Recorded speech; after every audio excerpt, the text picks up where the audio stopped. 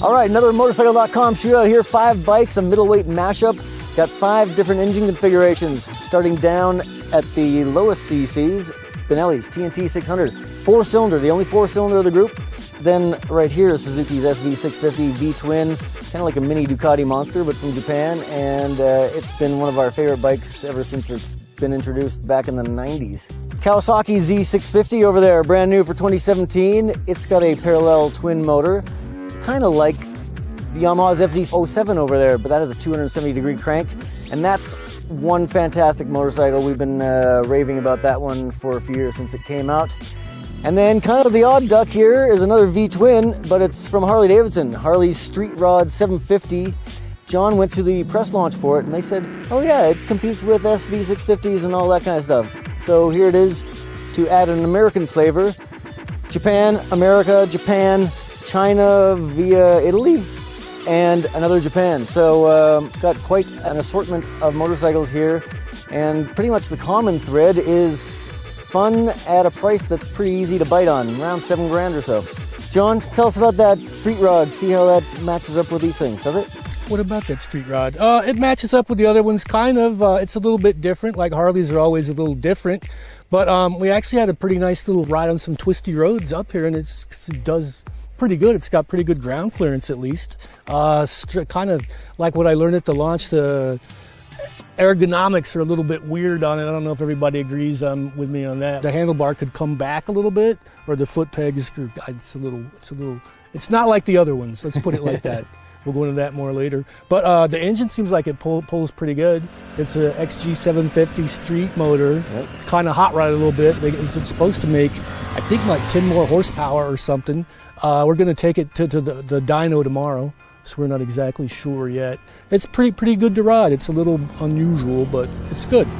On the Kawasaki's the wild card too, because I think we could almost call it like the monster wannabe middleweight, because like the SV trellis frame from Suzuki, a poor man's monster, followed by the FZ, which is not quite a trellis, but in that same naked bike mold. And Kawasaki wants it on the game too, because it's apparently a really big selling class. They're all about $7,000. That's where the Harley's a little different also. Yeah. But you know, yeah, they're really fun bikes to ride, I think. And Evans, what's your take on these things? You've been riding parallel twin Kawasaki's for a couple decades, haven't you? I started out, my first bike was a parallel twin Kawasaki's. The Z650 hits me in the right place, sound-wise, vibration-wise.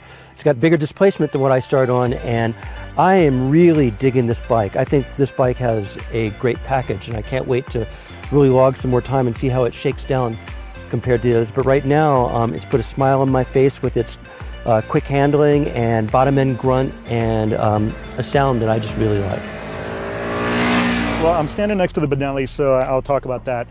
I love the green, and I think the styling of this bike is really, I love it. I think it's great. It's probably my favorite out of all these, aside from the Harley, but that's, it's a different kind of thing.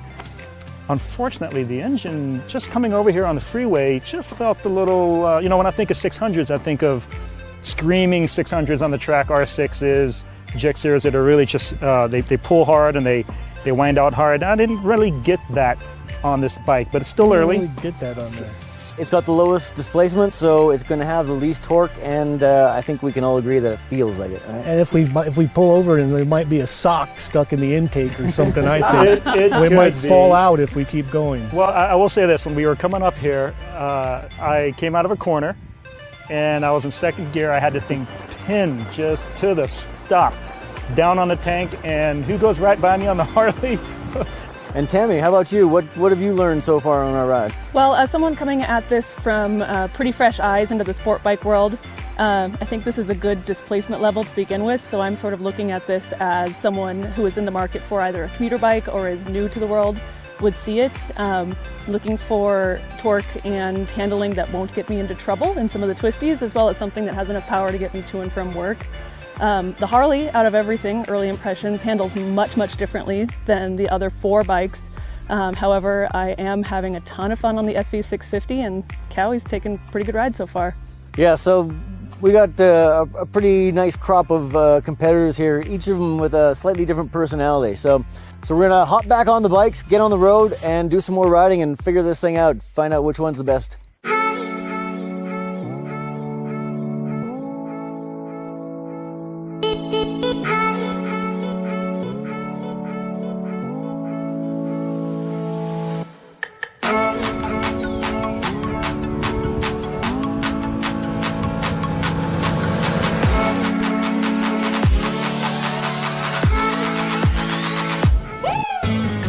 As the sun sets here above the Pacific, high above Azusa, California, on beautiful Glendora Mountain Road, we ride a lot of expensive bikes that have a lot of horsepower, and these are not so expensive, although they're still all like $7,000-8,000. But Not so bad.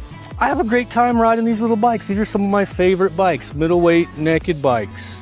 Does anybody have a strong opinion about the bike that they love, or do we love all like our favorite children? Which one's our favorite child? Well, I'd say what we got going on here is the two bikes on the ends are the outliers. They got different displacements and they got about 500 pounds. So they kind of stand out on their own. 600cc with the Benelli and 500 and some pounds.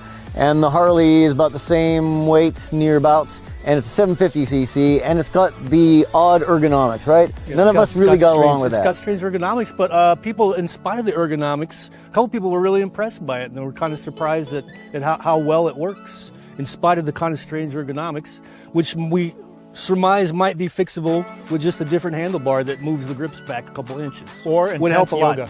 A lot of yoga. A lot of yoga, yeah. Designed by Dominatrix, approved by all. But as far as going around corners and all, what's your impression of that bike, Ty?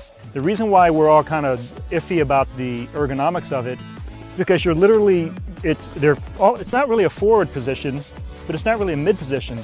And what happens is your hip flexors get a great workout and you end up with your knees on your elbows and you're kind of hunched over. So it's a really Awkward. Very awkward. And so, but once you find that balance point, it hustled. Yeah, everything works. Yeah. pretty There's well. a very Actually- specific position you must find yourself in Yes. on that bike Yeah, yeah. in order to be comfortable through the twisties, but then you end up a little bit stiff. Whereas some of these other machines have a little bit more versatility and ergonomics, and Yeah, I'd you like can sort to of shift yourself around a little bit more. I find the lower body position so uncomfortable and offensive that they would think that they could put this out and tell me, oh yeah, it's great, go ride. I'm sorry, the riding position ruins what could be a really fun bike, because the engine is really nice, has a wonderful exhaust note, it has a lot of bottom end grunt, but I just can't get past the lower body position. But the flip side of that, it's pretty easy to fix. I don't know if you can fix it yourself, but I think a new there's gonna frame be would do wonders for some the bike. aftermarket. Yeah, There's it gonna be needs some more distance aftermarket between stuff. the seat and the peg. Yeah. It really does. Especially So, for sport riding and for any kind of active riding. You kinda Pilates is walk good. into- Pilates, stretching the hip flexors. But on the plus and- side, didn't we all pretty much say that's probably the best looking bike of the bunch? Don't we like that one? I don't know if it's, think I don't it know if is. it's best looking. I think I it's agree. nice looking, I but agree. I think it's the best looking Harley of the here bunch. today. If you were a Harley rider and a Harley patron looking for a sportier bike, that would definitely be your go-to. Good point. That or the Roadster that we did test previously. Yeah, that's a completely different price range, though, right? So, Okay. but speaking of good looks, I think we all really like the Benelli too. So, Yep. the two outliers, I think, are probably our favorite looking bikes, in at least for a few of us. And there's some great attention to detail in that Benelli. The composite frame, the tubular steel, and then the aluminum. Got side exit valve stems. It's a really nice looking bike. But the motor is the big letdown on that one. It feels like there's like a plug wire not missing or something. It takes forever to spool up, it takes forever to spool down. You get on the gas at low RPM and it seems fine, it feels okay, and then you crack it on expecting it to jump ahead, and it doesn't really respond with any greater urgency. So that motor, I think, just lets that bike I think down. 0 to 60 timed by a calendar, it's But lacking punch. Yeah, but it's hard to say what it is. I kind of thought at first, because like when you said you roll it on, it doesn't do anything, and then when you get it spooled up and you're going into a corner, you roll it off, it doesn't have any engine braking either. You get up around 9,000-10,000 RPMs and the engine finally wakes up. I agree. Yes. And it sounds hella you, good. You spin it up there, it sounds really great. It doesn't vibrate that much, so it's not really annoying. It works really nicely, but it's a very limited power rating. It's a heavy bike. Do we say 512? Yep. So I think it's more of a sport touring, like an Italian grand touring bike. If you could get the engine sorted to where the engine runs right, it might be a really nice motorcycle.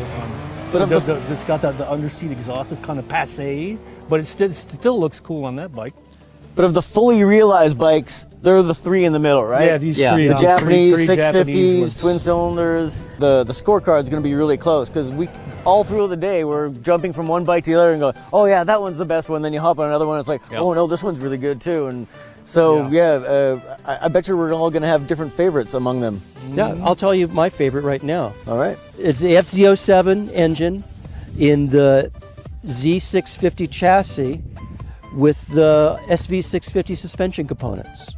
The Yamakaka Suzuki. Because I love the way cursing in Mo videos. I love the way the SV650 handled. That felt the most planted going through the corners. Rippling bumps, and it didn't get upset at all. I absolutely. That was one thing where the Yamaha did fall short with lack of dampening. Yep. And the front end of this Yamaha feels a little floppy and a little noodly, and it's really light. I think you and Duke both need to gain like 30 or 40 pounds.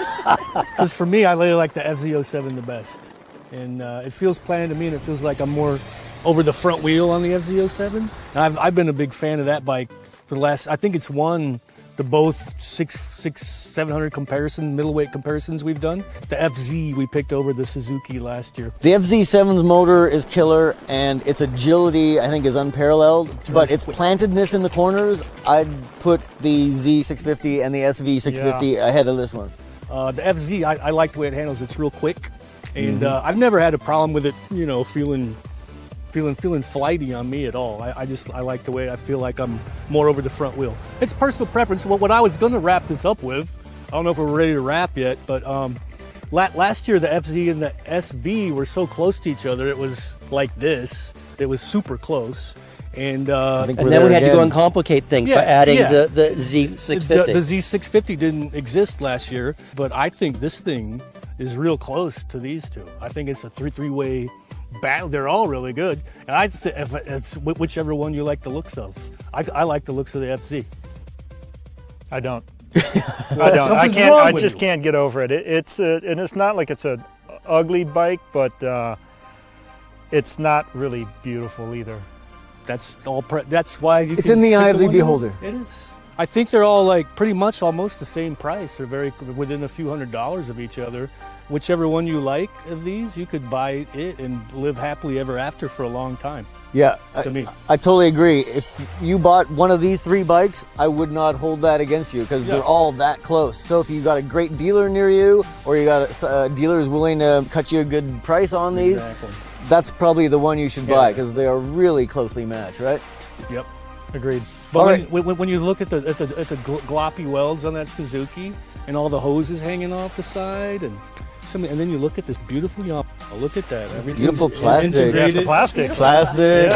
This nice cast swing arm it's like cargo back here. Cast swing arm back here. Just like the Z650. The Z650 looks better than the SV too. Okay, so Evans, if you had to choose one bike here, which one? No conglomeration, just one bike. No conglomeration. I'd go with the Z650. He's going with the Z, but he's biased from the old EX500 days. I would. Yeah, that is a portion of my decision. I do have fond memories. Demented then, demented. All right, John, how about you? You're gonna pick one bike. I'd take the FZ. Yep. I think I'd take the SV650 and put a pipe on it and make it sound like a Ducati, like it should. Yeah, you could take off the little silver S's and put a Desmo sticker in there. Most people wouldn't know the difference. If I had to make a choice, Kawasaki. Kawasaki, man. It was the first one I got on that I went, oh, yeah, this feels right. Then I talked myself into the rest of the bikes. So I'm going to go with my gut feeling and say the Kawasaki. Tammy, how about you? We're going for overall package for both use on highway and in the twisty roads. I'm going with the SV. SV. That's 2 votes for the SV. That's how close it is. We've been riding these things all day. We should be able to say, oh, this one's clearly superior. These three in the middle, they're really close. So find the best deal at your dealer. And if you're watching this on YouTube, make sure you go to motorcycle.com, read the whole story, dyno test, curb weights, the whole deal. If you like this video, hit the subscribe button and reply in the comments. Let us know what you think. Thanks for watching. Bye. The Yamaha. It's the FC.